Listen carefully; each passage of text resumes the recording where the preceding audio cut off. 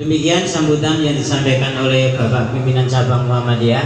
Kami ucapkan terima kasih. Selanjutnya acara yang ketiga adalah pengajian yang akan disampaikan oleh Bapak Dr. Haji Ahmad Jalaluddin MAG. Kepada beliau dipersilakan.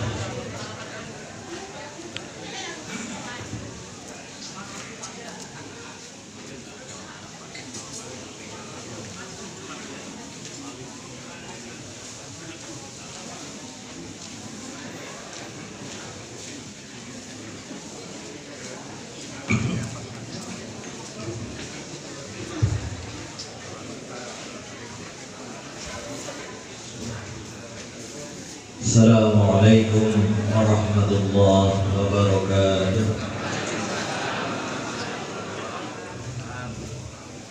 Bismillahirrahmanirrahim.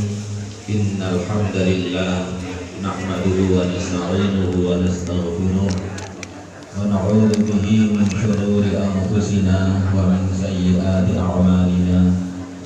May yahdihillahu fala mudilla lahu wa may yudlil fala hadiya lahu.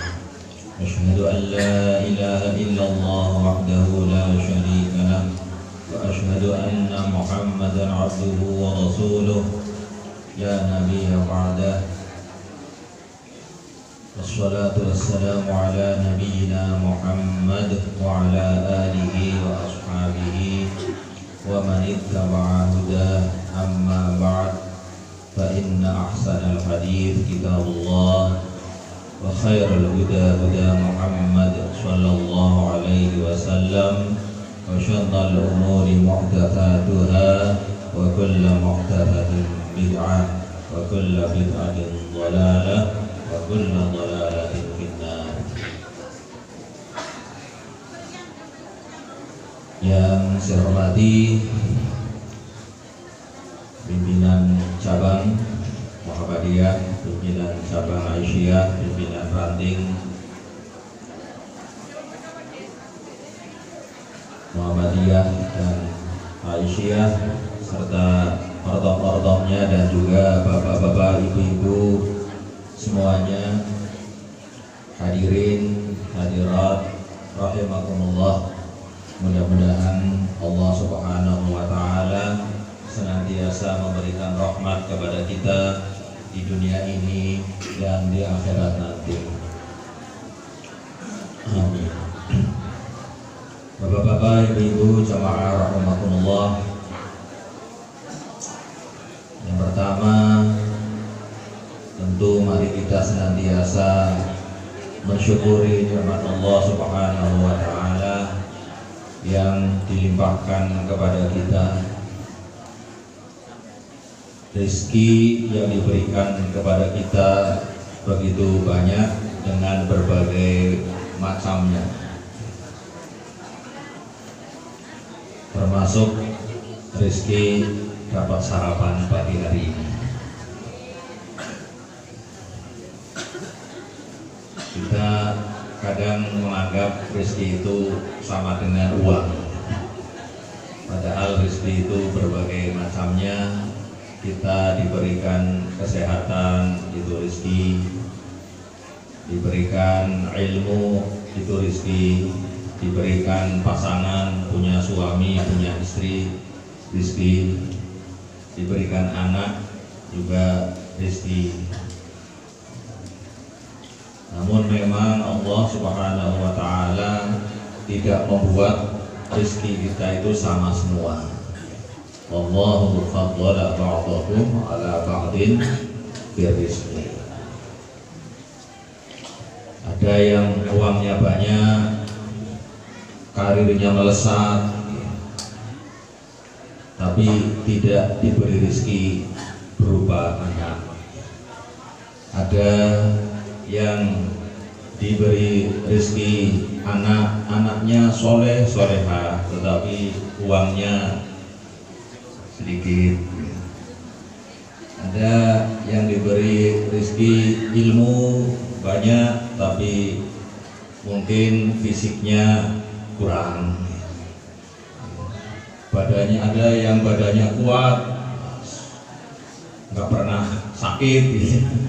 Tapi ada yang sedikit-sedikit sakit ya.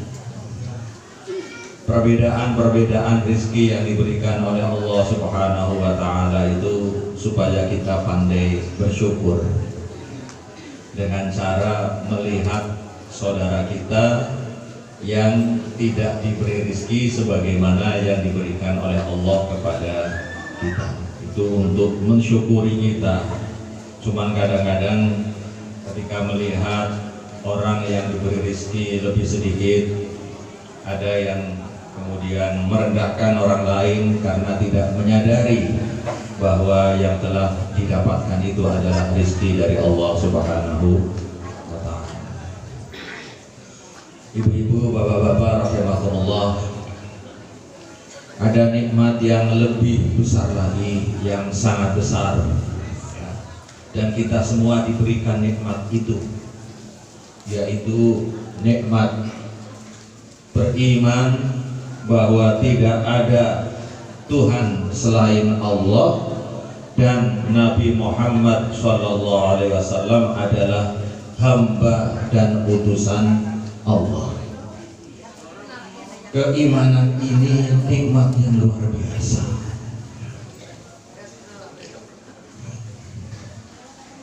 Di dalam hadis Sahih Bukhari dan Sahih Muslim itu disebutkan bahwa satu ketika Mu'adz bin Jabal itu menemani Rasulullah SAW bepergian. Kemudian Rasul memanggil Mu'adz bin Jabal, "Ya Mu'adz." Lalu Mu'adz menjawab, "Labbaik wa sa'daik ya Rasulullah." Kemudian Rasul memanggil lagi seperti itu. Mu'adz menjawab seperti itu lagi sampai 3 kali. Kemudian Rasul SAW mengatakan, tidak ada satu orang hamba pun, seorang manusia pun yang bersaksi bahwa tidak ada Tuhan selain Allah dan Muhammad adalah hamba dan utusan Allah, kecuali Allah mengharamkan hamba itu masuk neraka. Menurut penafsiran para ulama, yang dimaksud mengharamkan di situ haram langgeng di neraka, karena dalam banyak hadis disebutkan ada orang yang masuk neraka. Bahkan disebutkan satu orang yang paling akhir dientaskan dari neraka. Artinya yang masuk surga itu tidak semuanya langsung. Orang yang paling akhir masuk, yang paling akhir dikeluarkan dari neraka itu, yang dalam hadis lain itu dikatakan kepadanya, "Masuklah kamu ke surga." Orang itu kemudian mengatakan, "Ya Allah, apakah masih ada tempat bagiku di surga?" Karena dia paling akhir dikeluarkan dari neraka. Kemudian disuruhlah oleh Allah, "Kamu lihat sana." Ternyata di surga itu masih ada tempat yang sangat luas untuk dia. Ini orang yang masuk surga paling akhir. Bapak-bapak, ibu-ibu, jamaah rahimakumullah. Kembali ke hadis tadi, hadis tentang Mu'adz itu. Kemudian mendengar bahwa Rasulullah mengatakan tidak ada seorang pun yang bersaksi bahwa tidak ada Tuhan selain Allah dan Muhammad adalah hamba dan utusan Allah, kecuali Allah mengharamkan dia masuk neraka. Lalu sahabat Mu'adz mengatakan, "Alangkah baiknya atau bolehkah kalau aku sampaikan kabar gembira ini kepada orang lain supaya mereka ikut bergembira bahwa setiap orang muslim masuk surga." Lalu Nabi mengatakan, kalau engkau beritakan kepada semua orang, nanti mereka akan itikal. Itikal itu seperti tawakal tetapi tanpa usaha. Jadi ada dua kata, tawakal dan itikal. Kalau tawakal itu berserah diri disertai usaha. Tapi kalau itikal berserah diri tanpa usaha. Kalau mereka tahu semua, nanti mereka malas beramal, toh sudah masuk surga. Tapi kemudian Mu'adz bin Jabal pada akhir hayatnya akhirnya menyampaikan di sini juga, karena khawatir berdosa disebabkan menyembunyikan ilmu dari Rasulullah Shallallahu Alaihi Wasallam. Jadi ibu-ibu, bapak-bapak, rahimakumullah, nikmat iman dan Islam, meyakini bahwa tidak ada Tuhan selain Allah dan Muhammad adalah hamba serta utusan Allah, itu nikmat yang sangat besar. Ya, bahkan dalam hadis lain yang dinilai sahih oleh sebagian ulama ahli hadis, timbangan syahadatain ketika ditimbang ya, itu berat sekali. Jadi ada orang disebutkan dalam riwayat Imam Tirmidzi dan Nasa'i yang dipanggil oleh Allah Subhanahu wa taala. Kemudian digelar catatan amalnya. Panjang sekali catatan amalnya, sejauh mata memandang. Isinya dosa top itu. Lalu dikatakan kepadanya, apakah catatan amal ini ada yang salah? Dia menjawab, tidak ada. Apakah kamu mau menyampaikan pembelaan diri? Tidak ada. Kemudian kepadanya ditunjukkan satu kartu. Tadi yang dibuka itu lembaran-lembaran catatan amal. Dibukakanlah satu kartu. Kartu itu isinya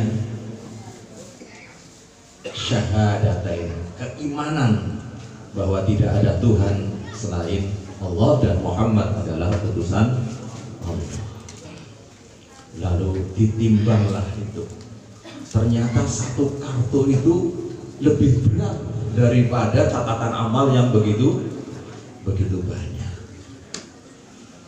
Ibu-ibu, bapak-bapak, rahimakumullah, jadi sekali lagi kita harus senantiasa mensyukuri nikmat yang sangat besar ini. Bukan hanya nikmat-nikmat dunia, tetapi justru yang lebih besar untuk kita syukuri adalah nikmat hidayah berupa keimanan, menjadi seorang muslim yang meyakini tidak ada Tuhan selain Allah dan Muhammad adalah utusan Allah. Maka orang mukmin itu harus optimis masuk surga. Insya Allah kita nanti sama-sama masuk surga, digiring berkelompok-kelompok. Nanti ada kelompok jamaah pengajian Ahad pagi PCM Batang, giring kelompok ke surga. Nanti ada yang melihat saya, itu ada Pak Jalal itu, Pak Jalal gabung ya gabung sini gitu kan, senang gitu, sama-sama masuk surga. Amin Allahumma amin. Jadi itulah ibu-ibu, bapak-bapak, rahimakumullah, nikmat yang patut kita syukuri. Itu yang pertama. Yang kedua, saya akan menyampaikan cara pandang persyarikatan terhadap berbagai masalah. Nah, kalau tadi itu mau'idhah dan taklim, sekarang taklim dan mau'idhah. Cara pandang persyarikatan terhadap berbagai masalah. Ibu-ibu, bapak-bapak, jamaah rahimakumullah, sebelum ini kita sekarang berada pada tahun 1446 Hijriah. ada satu hal yang sangat penting di tahun 1446 Hijriah dalam perjalanan sejarah Muhammadiyah. Apa itu ibu-ibu? Kalender Hijriah global tunggal.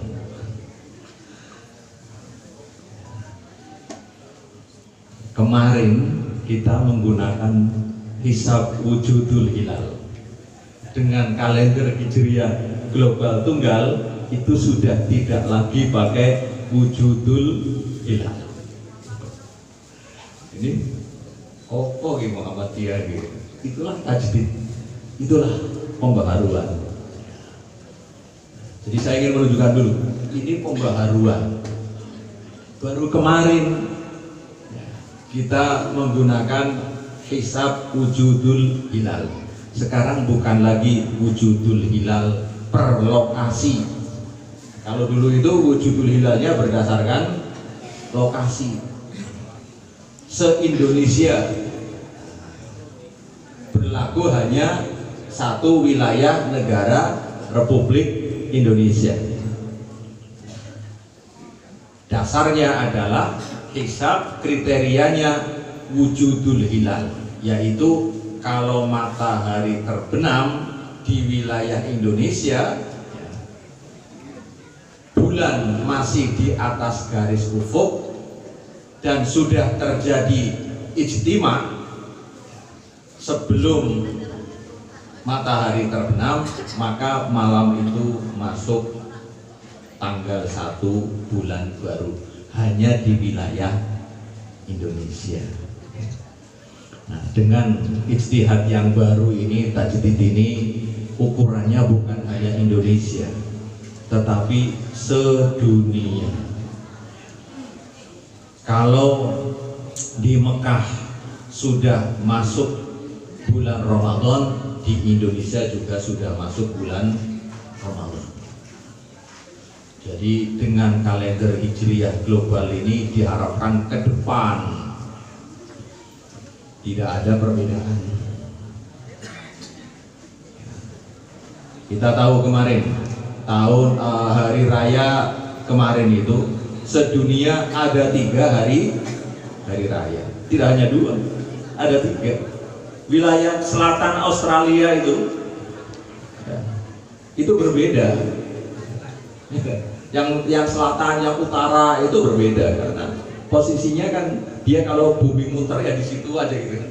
Nah, kita muternya banyak, dia dalam melihat hilal itu terlambat.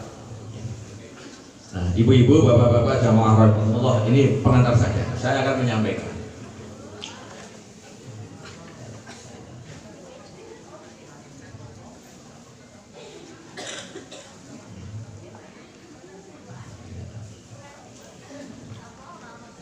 Bagaimana persyarikatan itu memandang berbagai persoalan.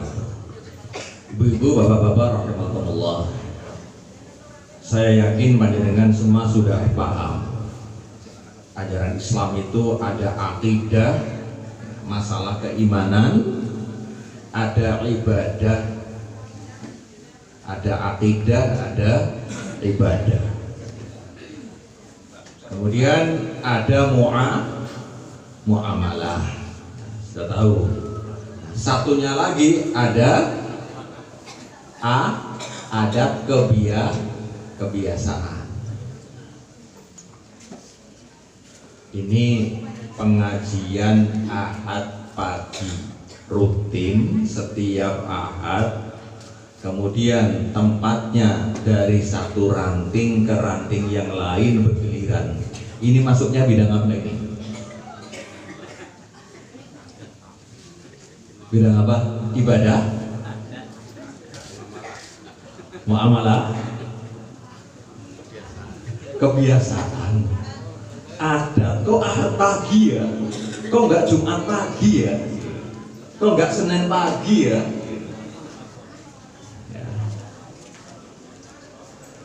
Kok pindah-pindah dari satu ranting ke ranting yang lain? Sementara di PCM lain itu matok saja di situ. Nah, ini termasuk Adat berdasarkan kesepakatan yang melahirkan adat kebiasaan. Adat PCM Batang itu pengajian tingkat PCM-nya Ahad pagi, pindah-pindah dari satu ranting ke ranting yang lain. Kalau panjenengan mantu nikah, putra putri panjenengan nikah, itu masuknya apa itu? Ibadah, adat, atau muamalah?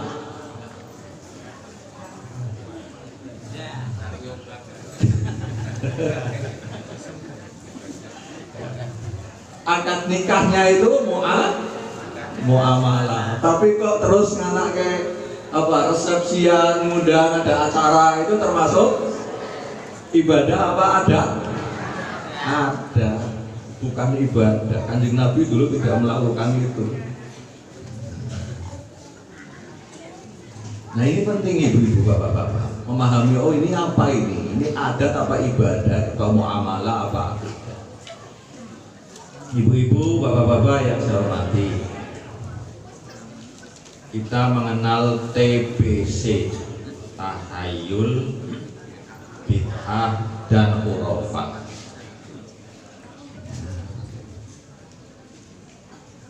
Tahayul itu masuknya itu persoalan apa? Ibadah, akidah, muamalah, adat, akidah. Tahayul itu akidah, ya, hampir sama dengan khurafat. Hayalan,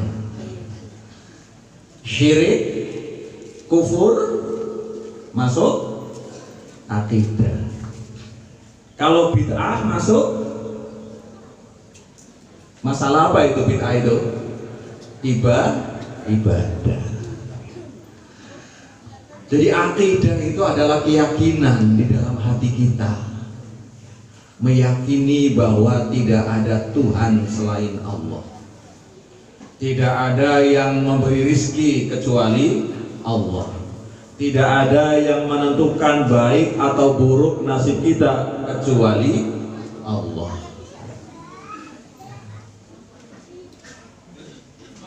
Kalau kita menganggap ada Tuhan selain Allah, ada yang berkuasa selain Allah, ada yang harus kita sembah selain Allah, maka itu syirik.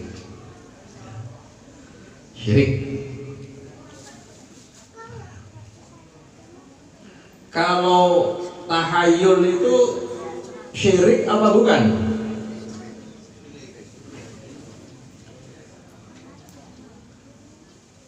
Bisa syirik ya, kalau kita menganggap misalnya Pak Mantu bulan apa ini? Bulan Suro aja mantu.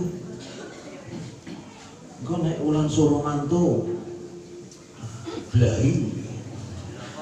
Nah, bulan Suro kita anggap menyebabkan nasib buruk bagi kita. Mantu datung jalanan ki laire apa? Anakku wedok laire oh, wah jeblok iki. Iki nek bojo kok ora bakal langgeng. Ya, itu sudah masuk syirik. Nah, terus ada lagi tahayul. Iki kok isuk-isuk ana kupu mlebu omah iki ya. Sok engko ana tamu iki. Itu termasuk tahayul. Syirik gak itu? Syirik apa tidak?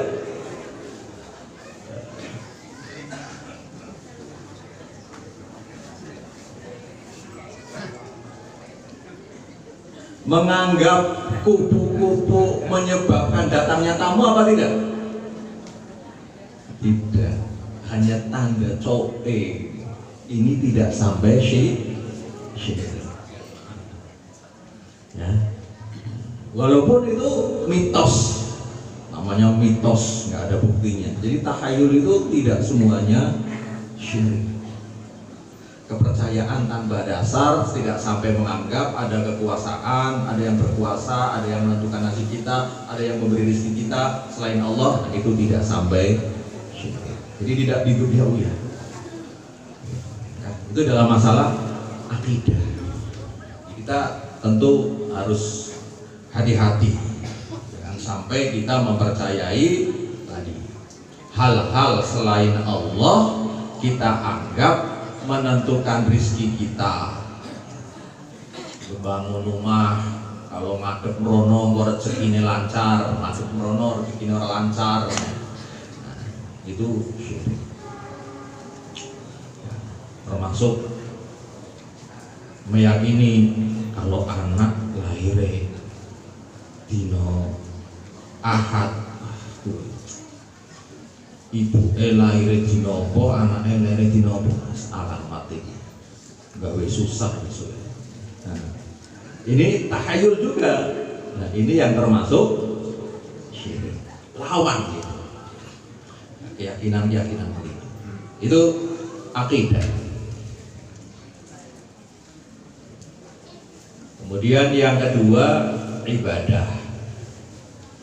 Ini yang saya jelaskan itu hubungan antara ini. Ibadah kita sudah paham tadi. Ibadah itu harus sesuai dengan tuntunan Rasulullah. Kalau tidak sesuai dengan tuntunan Rasulullah, maka itulah yang disebut dengan bid'ah. Dan kita juga sudah paham dalam pemahaman kita persyarikatan, bid'ah itu hanya ada dalam masalah ibadah. Tadi saya lewat di lampu perempatan, lampunya nyala merah, saya berhenti. Kok sepi yo, tapi saya tetap berhenti. Lampu merah terus berhenti, nggak ada dalam Quran dan hadis, nggak ada pada masa Rasulullah. Kok gelem-geleme mandek, bid'ah. Bukan bid'ah, karena bukan masalah ibadah. Masalah adat pada masa Rasul tidak pernah melakukan adat seperti ini. Pengajian kok di hari Ahad pagi, nggak ada ya, khusus di hari Ahad pagi. Rasul tidak pernah mengkhususkan. Yang dikhususkan oleh Rasul itu apa? Sholat Jumat itu dikhususkan ya, Rasul menyampaikan khutbah di hari Jumat, khusus hari Jumat. Tapi kalau pengajian-pengajian, halaqah-halaqah yang diadakan oleh Rasul itu tidak pernah ditetapkan harinya Ahad pagi, setiap malam Rabu, nggak ada. Nah, kita kok sekarang itu bikin jadwal-jadwal begitu, pengajian ranting. Ini ranting apa di siapa ini? Kasukuan. Pengajian rantingnya tiap hari apa? Malam Ahad. Kenapa malam Ahad, Pak? Biar mudah diingat terus best ya. Kenapa pengajian ini kok Ahad pagi tidak Jumat pagi? Udah libur gitu ya. Nah, dulu di Kota Pekalongan ya sekira umum waktu itu. Sekolah-sekolah di Muhammadiyah itu liburnya hari Jumat, kemudian dirubah hari Ahad. Gimana itu? Mestinya liburnya hari Jumat. Kok ikut-ikutan orang kafir liburnya hari Ahad? Itu bukan masalah ibadah. Ya.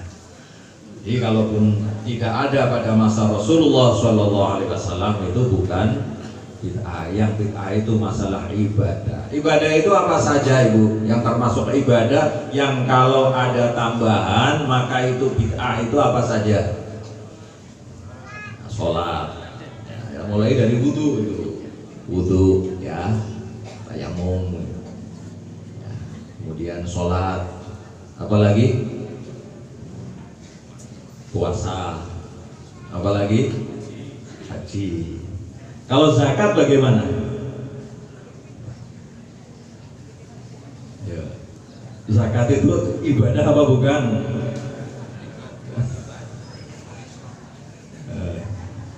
Dulu pada masa Rasul itu nggak ada itu zakat profesi pegawai wajib zakat. Ada apa enggak pada masa Rasul? Nggak ada. Sekarang pegawai disuruh zakat. Hasil pertanian yang dizakati pada masa Rasul apa saja? Kurma, gandum, anggur. Padi tidak. Apalagi batang ini apa produksi pertaniannya itu? Ya, jagung atau duren atau kopi nggak ada.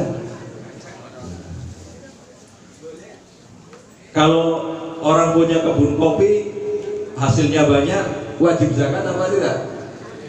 Wajib. Bid'ah apa enggak itu? Mewajibkan petani kopi bayar zakat, Jadi zakat itu ibadah apa bukan? Ibadah bukan ibadah mahdhah. Ya. Kalau ibadah mahdhah seperti sholat, gak boleh itu ditambahi, dikurangi. Panjenengan bayar zakat kewajibannya berapa? 2,5%. Panjenengan kalau bayarnya 5% boleh apa tidak? Kalau sholat zuhur 4 rakaat tambahi jadi 6 rakaat boleh apa enggak? Bid'ah itu kalau sholat zuhur 4 rakaat bid'ah. Tapi kalau bayar zakat 5% bid'ah apa bukan?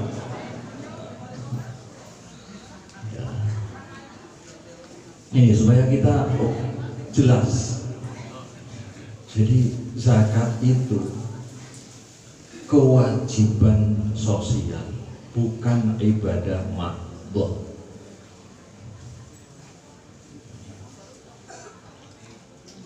Kemudian pada masa Rasul Shallallahu Alaihi Wasallam, kalau uang zakat itu langsung diberikan kepada mustahik. Sekarang ada yang disebut zakat produktif. Zakat produktif.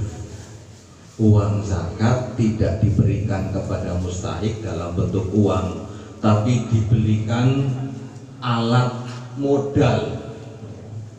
Aku karepet duit kok tiga ini gerobak.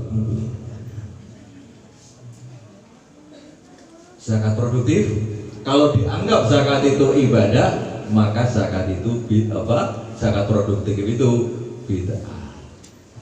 Jadi bukan ibadah mahdhah. Maka kekayaan yang wajib zakat itu tidak terbatas pada kekayaan yang diwajibkan oleh Rasul pada masa itu untuk dibayar zakatnya. Bisa berkembang. Dan para ulama dari dulu sudah berijtihad. Yang dizakati itu tidak hanya gandum, beras juga wajib zakat. Nah, sekarang sudah berkembang lagi tentunya. Tidak hanya beras, tidak hanya padi, tapi semua hasil pertanian yang memberikan kekayaan juga wajib zakat.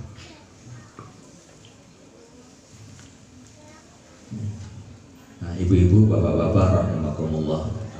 Apalagi kalau kita melihat maqasidus syariah, tujuan dari zakat itu apa? Khudh min amwalihim shadaqatan tutahhiruhum wa tuzakkihim biha. Jadi tujuannya apa? Tutahhiruhum wa tuzakkihim biha. Membersihkan dan mensucikan, ya, supaya harta kita jadi bersih, harta kita jadi suci. yang hartanya kotor itu apakah hanya hartanya orang kaya ataukah mungkin juga hartanya orang yang pas-pasan? Apakah kalau penghasilannya sedikit pasti bersih? Kalau penghasilannya banyak pasti kotor? Wah, aku sebulan paling 4 juta, ya orang wajib zakat. Ya, nggak wajib zakat kalau menurut hitung-hitungan nisab. Tapi kalau melihat tujuan dari zakat itu apa? Membersihkan harta kita. Senajan aku penghasilannya memang 3 juta sebulan, tapi kan yo aku kadang kerja yo orang sak mestine dodolan yo kadang ono orang jujure ya. Jadi walaupun penghasilannya sedikit, tidak semuanya bersih juga ya. Biar bersih tak keluarkan zakatnya. Itu kalau melihat maqasid, tujuan dari syariat zakat. Maka tidak harus nisab ya, walaupun namanya mau dinamakan sodako, mau dinamakan zakat, sebetulnya dalam Al-Quran itu sodako dan zakat itu sama. Jadi saya dipeseni 7.15 sampai 7.1. Ibu-ibu, bapak-bapak, jamaah rahimakumullah, itu yang kedua, ibadah. Kemudian yang ketiga, muamalah. Kalau muamalah tidak ada bid'ah. Yang keempat, adat juga tidak ada bid'ah. Nah, yang ingin saya jelaskan selanjutnya adalah mengenai hubungan. Pertama adalah hubungan antara akidah dan adat. Hubungan antara akidah dan adat. Kadang-kadang ada adat yang disertai dengan akidah. Pada dasarnya adat itu boleh ya. Tapi kadang-kadang dalam satu adat disertai akidah. Kalau akidah itu sampai tingkat syirik, maka adat itu wajib dihindari. Melakukan adat itu bagian dari kemusyrikan. Dulu banyak ya adat-adat begitu, ada ngelarung misalnya, ya itu ada apalagi mau panen misalnya. Kemudian ada adat apa? Zaman dulu, zaman saya kecil itu ada, tapi alhamdulillah ada hilang gitu. Pada dasarnya adatnya boleh, tetapi kemudian ada keyakinan-keyakinan bahwa kalau itu tidak dilakukan nanti panennya gagal, kalau itu tidak dilakukan nanti nelayan itu ya. Ini kalau adat disertai dengan akidah. Pada dasarnya adatnya boleh, tetapi keyakinan itu, itu syawalan saja sekarang sudah muncul akidah. Syawalan lupis raksasa itu ya. Itu sudah muncul mulai keyakinan ya, oleh lupis, mangan lupis raksasa itu gampang oleh jodoh. Kadang-kadang itu yang mengumumkan itu ya ini media-media, jadi diberitakanlah seperti itu menurut masyarakat mereka kalau begini-gini, padahal mungkin juga enggak begitu, tetapi akibatnya nular. Akidah adat disertai dengan akidah. Kemudian yang kedua, ibadah dan adat. Ibu-ibu kalau sholat pakai makna ya. Pernah yang sudah haji, sudah ke Arab itu. Orang Arab itu kalau sholat pakai mukena apa enggak? Tidak. Bapak-bapak pakainya sarung, baju koko. Ya. Nabi Muhammad SAW nggak pernah pakai baju koko, baju takwa. Kita sedang sholat juga melakukan adab. Masjid Rasulullah SAW itu lantainya hamparan pasir. Nah, ini masjid ini sudah keramik, di atasnya dikasih karpet. Kita sholat juga sekaligus disertai dengan adab. Sholat pakai peci, itu juga sholat ibadah disertai dengan adab.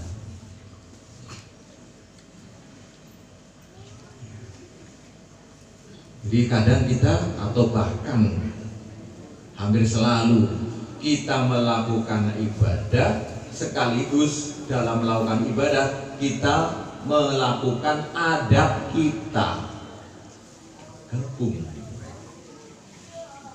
Begitu pula sebaliknya, adab diisi dengan ibadah. Adab diisi dengan ibadah. Apa contohnya? Baca Quran itu ibadah apa? Adab? Ibadah. Kemudian mengadakan rapat. Ya, pada masa Nabi nggak ada rapat-rapat pimpinan cabang. Rapat pimpinan cabang itu adab. Lalu diawali dengan bacaan Al-Quran.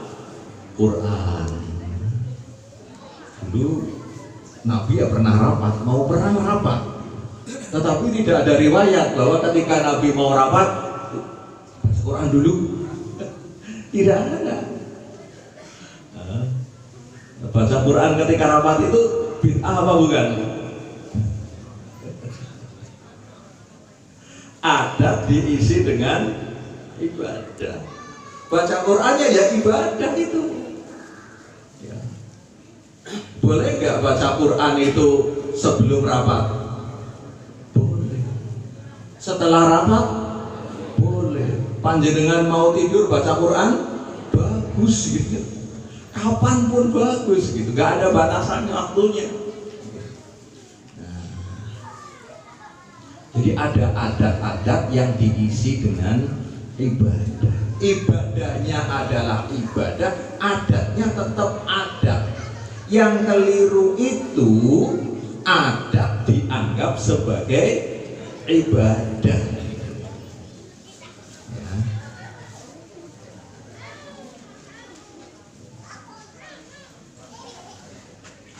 Gimana ibu-ibu, bapak-bapak? Jadi adat-adat diisi dengan ibadah. Wis panjenengan kalau mantu itu ya, 3 itu, ada adat, ada muamalah, ada ibadah. Karena apa? Akad nikahnya itu muamalah. Sebelum akad nikah ada pembacaan ayat Quran, gitu ya. Nah, setelah itu kemudian ada resepsian, itu adat, ibadah, muamalah jadi satu.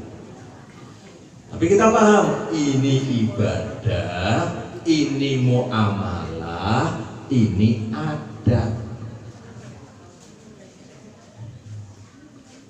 Apakah baca Quran sebelum ijab qabul itu bid'ah?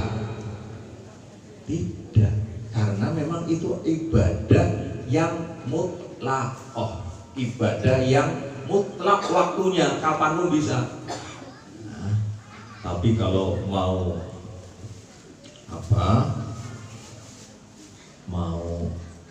ijab qabul, kemudian diadakanlah sholat.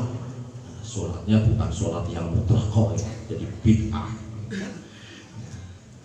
Itu hubungan antara adat dan ibadah. Kadang-kadang ibadah disertai adat, adat diisi dengan ibadah, tetapi tentu ibadah yang mutlak, ibadah yang bebas waktunya, tidak ditentukan waktunya harus habis harus waktu tertentu. Jadi kalau mau ijab kabul diajak, kita baca istighfar dulu, astagfirullahaladzim. Mau ijab kabul biasanya itu ya Pak ya, sepertinya kan diajak istighfar dulu gitu. Astagfirullahaladzim. Itu gak ada ya tuntunannya itu mau ijab kabul baca istighfar. Ya, istighfar itu ibadah yang kapanpun boleh dilakukan. Ibu-ibu lagi masak kemudian ingat dosa, astagfirullah, boleh. Ibu-ibu, bapak-bapak, rahimahullah, itu ya, monggo nanti bisa diperluas dengan waktunya ini. Nah, muamalah itu juga begitu, muamalah dengan adat tadi. Kira itu sudah jam 7:10, jadi biar ada mungkin tanya jawab. Itu sekelumit saja ya Pak Koid. Nah, pesannya sampai jam 7:15, jadi kita sampai jam 7:10 mungkin lebih panjang ya, nanti nggak apa-apa kalau tanya jawab, monggo saya mengikuti. Silakan Ibu, Bapak-bapak. Monggo Bapak-bapak, Ibu-ibu yang berkenan untuk bertanya dipersilakan.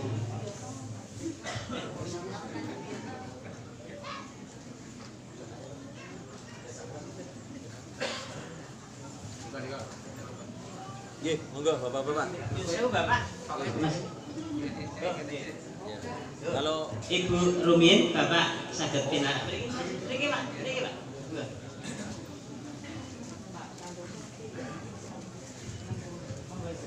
coba lho Pak, kula teng inggil iki. Nggih, mboten napa. Assalamualaikum warahmatullahi wabarakatuh. Saya mau bertanya tentang mungkin di luar ini. Sekarang ada orang ibadahnya baik tetapi memakai ilmu tenaga dalam. Itu termasuk syirik bukan? Dia katanya pakai merpati atau simpati putih, itu tidak tahu. Itu masuk syirik apa bukan? Dari kami sekian. Wassalamualaikum warahmatullahi wabarakatuh. Waalaikumsalam. Ya dua, enggak ada Ibu Pak, biar ada sini. Bismillahirrahmanirrahim. Assalamualaikum warahmatullahi wabarakatuh.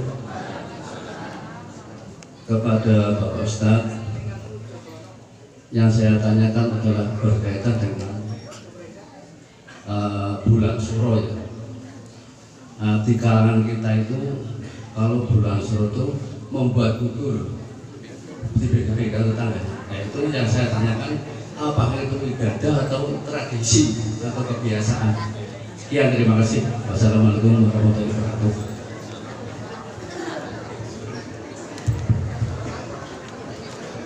Nuwun Ibu dan Bapak, saya coba jawab atau tanggapi. Yang pertama, saya tidak paham itu tenaga dalam. Katanya tenaga dalam itu olah fisik ya. Jadi kita punya potensi tenaga dalam, tetapi belum apa, kalau setelah potensi apa? Sudah belum muncul gitu lah ya. Nah, dengan diolah itu kemudian tenaga dalam itu muncul. Allah, saya nggak tahu secara itu. Saya kira kalau memang kita punya potensi tenaga dalam bisa diteliti secara empiris. Bapak-bapak yang mungkin ada yang punya pengalaman itu. Kalau memang seperti itu bukan syirik. Ya. Kemudian yang kedua, ada orang yang pakai amalan-amalan tertentu, ya, dengan zikir-zikir tertentu, ya, zikirnya apa? Bacaan Quran. Zaman dulu itu banyak digunakan, zaman peperangan itu banyak digunakan. mau perang itu pakai zikir tertentu. Sampai orang itu ditembak nggak mempan itu ada zikir-zikir tertentu zaman perang. Termasuk katanya pesawat pun bisa jatuh.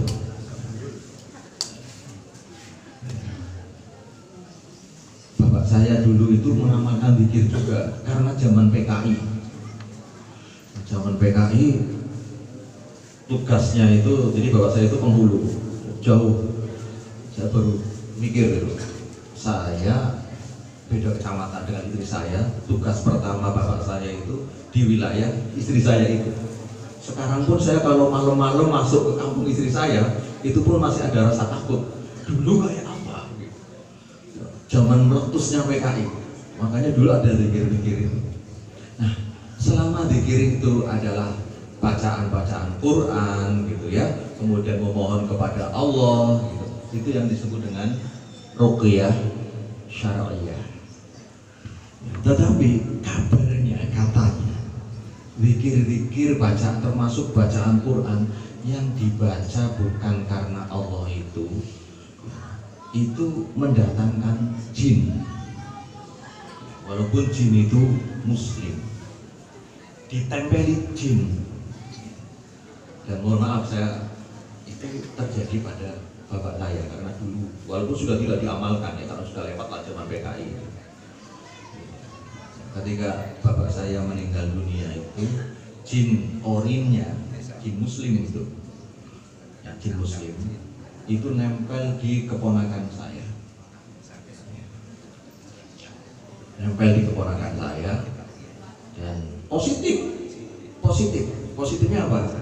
Kalau jam 3 itu mesti membangunkan, namanya orang Aceh itu malah tangi, sholat tahajud.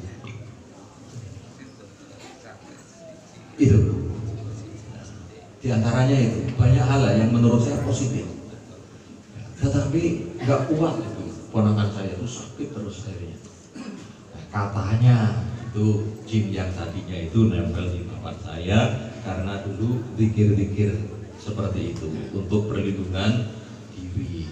Ya zikirnya zikir ayat-ayat Quran, zikir memuji kepada Allah, mohon perlindungan kepada Allah.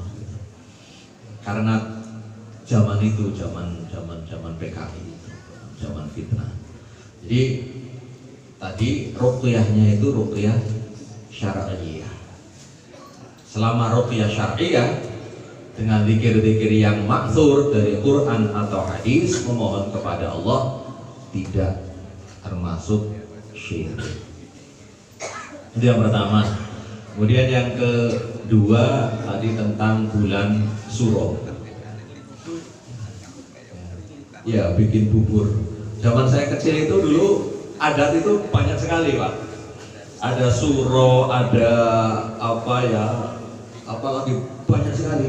Sekarang saya kalau pulang kampung itu sudah hilang semua. Sudah hilang semua. Dulu bapak saya itu orangnya tidak melarang-larang, tidak melarang. Dibiarkan sepanjang itu bukan kemusyrikan, dibiarkan, tetapi tidak pernah ayo mengajak, itu tidak pernah. Kalau selama itu bukan kemusyrikan, tidak dilawan, dibiarkan, tetapi tidak pernah mengajak jamaah itu untuk mengadakan itu. Alhamdulillah sekarang hilang semua, termasuk bubur syuro itu. Nah, pertanyaannya, bubur syuro itu termasuk apa?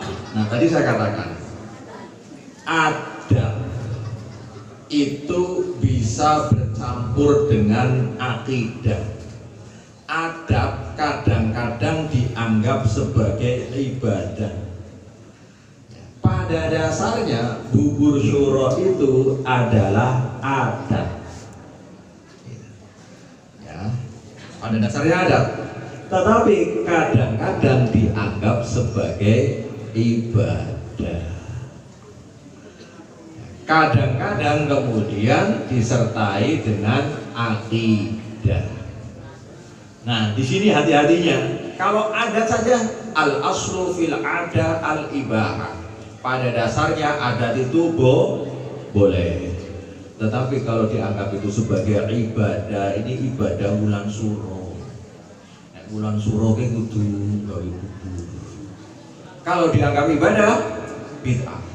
Nek orang gawe bubur, kok iso cilaka wulan suro ki wulan blai. Nek orang gawe bubur kok kita blai. Nah, itu sudah masuk akidah yang syirik.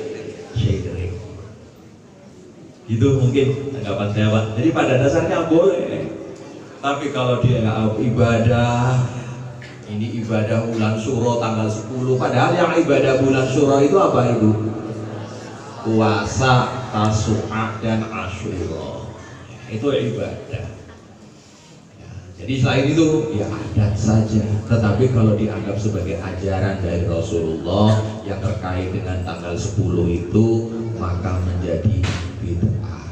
Kalau disertai dengan keyakinan ben selamat ora blai gawe bubur, maka itu syirik. Gitu. Nanti Bapak gimana? Cukup Bapak? Masih diberi waktu monggo. Satu lagi pertanyaan. Oh, dua Kak. Waduh, bahagia sekali. Saya manut ya. Oh, sini satu, sana dua. Cukup ya? Berarti 3 pertanyaan lagi Ustaz. Ya, singkat-singkat ya. Singkat-singkat. Saya jawabin ya singkat. Karena Assalamualaikum warahmatullahi wabarakatuh. Bertanya Pak, kalau hari raya itu biasa, hari raya Idul Fitri apa Idul Adha itu biasanya kan ada itu riayan itu termasuk apa ya Pak?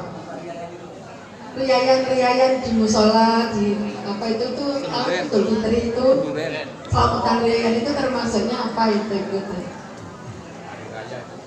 Ya itu aja. Wassalamualaikum warahmatullahi wabarakatuh.